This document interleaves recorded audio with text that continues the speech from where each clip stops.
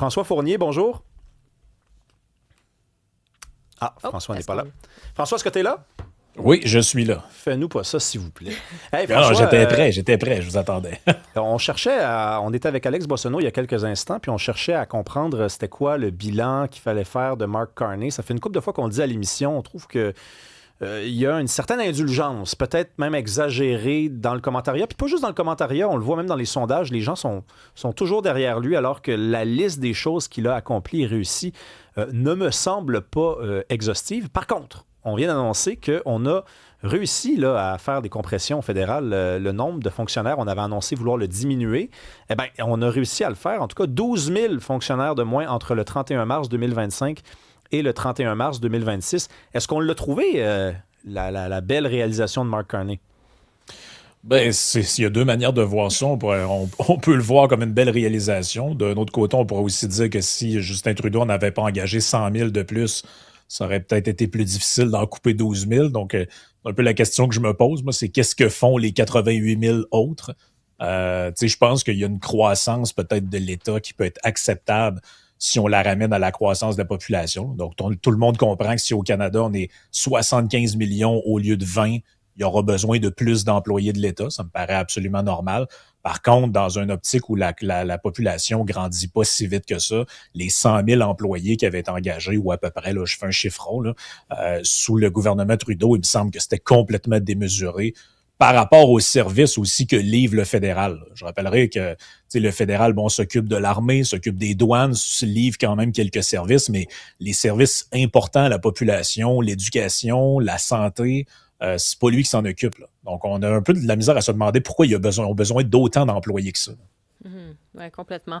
Et sinon, reparlons de ce qui s'est passé. Évidemment, ça a été le gros sujet, cette intervention, cette fusillade qui s'est produite. Ça s'est passé, en fait, c'était lundi. Dans le quartier Côte-des-Neiges à Montréal, il y a eu des funérailles hier. On sait qu'il y a un policier qui est mort, policier du SPVM qui a été tué pendant qu'il exerçait là, ses fonctions de policier.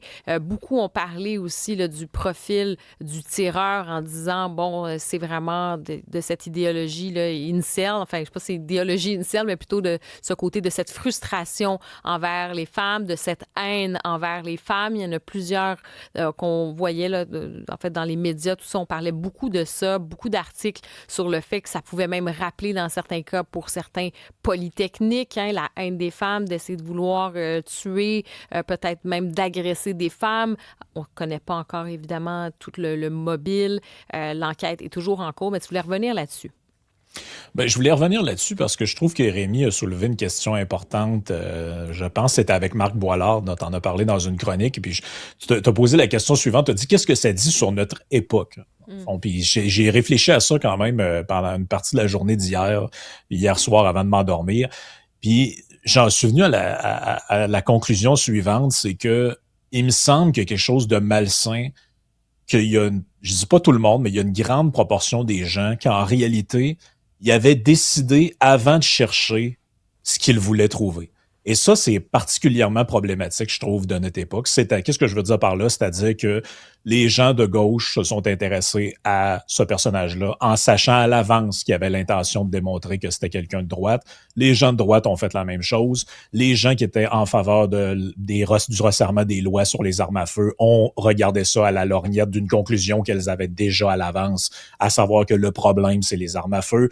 D'autres sont fouillés ça en disant le problème, c'est évidemment le masculinisme toxique, la culture chez les jeunes garçons, etc. Donc, en réalité, je me demande jusqu'à quel point on est encore capable à notre époque de découvrir des choses et non pas de les chercher. C'est-à-dire qu'on cherche des choses, on regarde le réel en cherchant des choses qu'on avait déjà l'intention de trouver. Et ça, je pense que c'est un problème qui est de plus en plus répandu parce que je pense qu'on était peu de gens à dire, regarde, je vais prendre le temps de regarder un peu ça, je vais lire le manifeste et je vais découvrir ce qu'il y a à l'intérieur, non pas chercher ce que j'ai envie de voir. Parce que là, il y a plein de gens que, en réalité, ils ont passé à côté des pans entiers de ce qui était raconté là-dedans, notamment la haine d'Israël, la haine des Juifs qui est patente dans ce document-là. Mais c'est sûr que si vous êtes un militant qui passez votre journée à dire, vous savez, le sionisme, c'est un grave problème, il y a un génocide à Gaza, ben ça vous tente pas de voir ce bout-là. Ça vous tente pas du tout de le voir et de le reconnaître parce que vous pourriez peut-être voir des similitudes avec des choses que vous avez déjà dites. Si vous êtes quelqu'un qui est plutôt anti-féministe, ben peut-être qu'il y a certains passages que vous n'avez pas voulu trop accorder d'importance parce que vous trouvez que ça ressemble peut-être un peu à des choses que vous avez déjà dit. Si vous êtes marxiste, et comme on l'a bien expliqué, le manifeste est extrêmement incohérent et tire dans tous les sens. En réalité, il y a un petit peu de n'importe quoi et de tout là-dedans. Donc, tout le monde peut voir quelque chose qui fait penser à une idée qui pourrait être la sienne ou une idée qui pourrait être détestée. Donc, on peut... C'est vraiment, je pense, le règne de la recherche de ce qu'on veut voir dans les choses. Puis ça, je trouve que ça en dit beaucoup sur notre époque parce que c'est quelque chose qu'on voit dans beaucoup d'autres domaines. Ouais. Mais François, je sais même à se demander si ça n'a pas arrangé politiquement certaines personnes qui sont très, très, très politisées, qui sont engagées dans une guerre culturelle. Quand c'est arrivé cette affaire-là, tu te dis, ah, si seulement ça pouvait être un instrument de ma cause, ça pouvait être au service de ma cause, je pourrais encore une fois me référer à quelque chose et dire, regardez, voici, voilà. J'ai quand même lu beaucoup de réactions, y compris des réactions politiques, Ruba Gazal, pour ne pas la nommer, dire...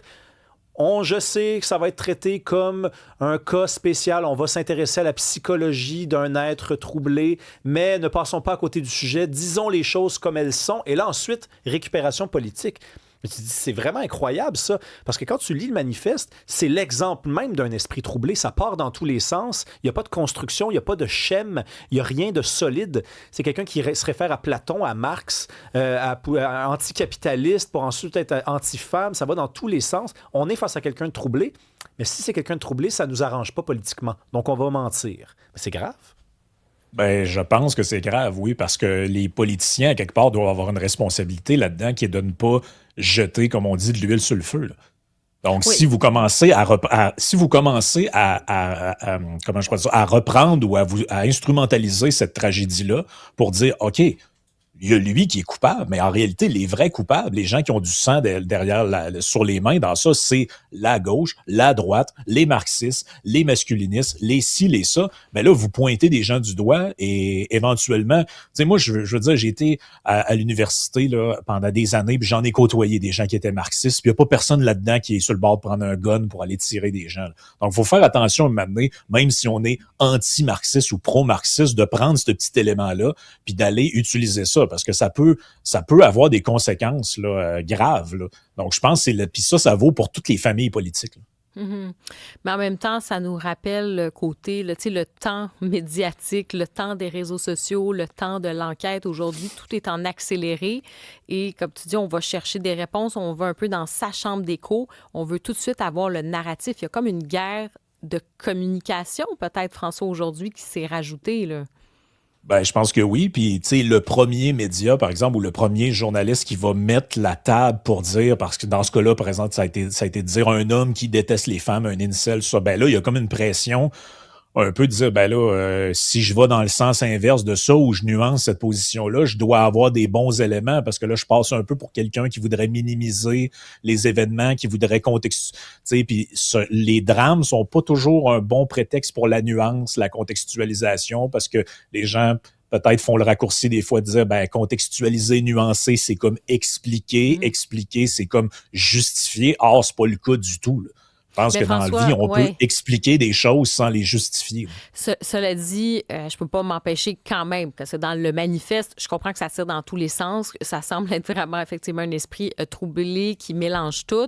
Il y a un aspect anticapitaliste, anti-société, mais il y a vraiment des éléments anti-femmes, là. Tu sais, il y a vraiment ce malaise-là de quelqu'un qui sent vraiment pas bien dans sa peau par rapport à ça. Ça fait aussi partie du cœur de ce manifeste. C'est pas que ça, mais c'est quand même un élément qui est important, là. C'est un élément qui est très important, mais tu vois, j'en parlais avec Lior Bibasque, un médecin juif de Montréal, puis lui, ce qui l'a tout de suite frappé, c'était l'antisémitisme du texte.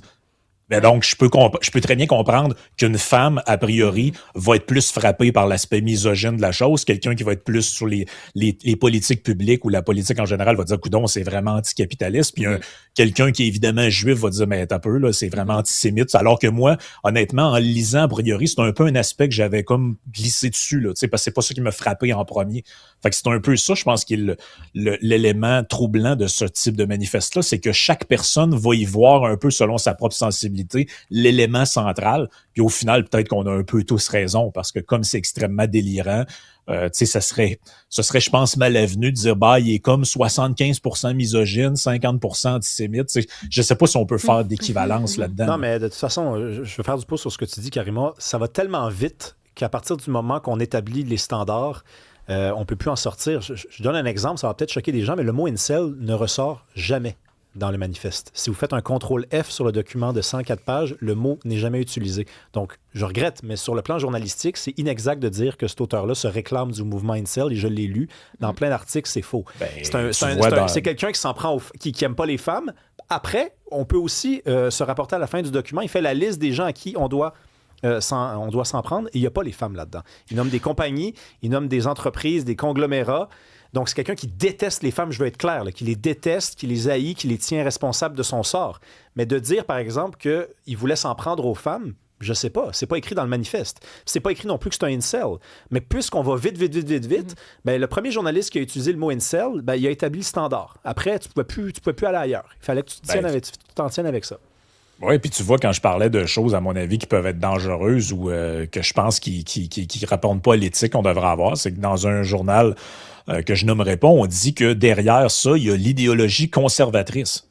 C'est parce que noir sur blanc, dans le manifeste, il tient les conservateurs responsables de l'état actuel des choses parce que comme ils défendent le capitalisme, ils permettent à cette situation-là de l'espèce d'hypergamie dont il parle de perdurer. Donc, il les définit explicitement comme un ennemi dans le manifeste. Donc, à mon avis, il fait pas partie non plus de cette... C'est pour ça que je dis qu'il faut faire attention, parce que là, les gens vont faire tout ça. Si on y va trop de manière comme ça, générique, il y a des gens qui vont faire des associations, on va se dire, ah ouais, et conservatrice, ben ça, il doit penser comme Pierre Poilievre ou comme, tu sais, là, ça peut nous amener un peu n'importe où, je pense, là. Puis je pense que on doit prendre ce sujet-là avec quand même des grosses pincettes. Puis si on veut rentrer dans le détail de l'idéologie, ben il faut faire un portrait global, à mon avis, puis dire, il parlait de ça, mais aussi de ça, et aussi de ça. Si on prend juste le petit bout qui fait notre affaire, là, on induit les gens en erreur. Ah ben moi, je vais le nommer le journal, c'est le devoir. C'est le journal qu'Henri Bourassa a fondé. Puis des fois, je me demande s'il ne fait pas des 180 dans sa tour, dans son cercueil plutôt. Merci beaucoup, François Fournier. Merci beaucoup à vous. Merci.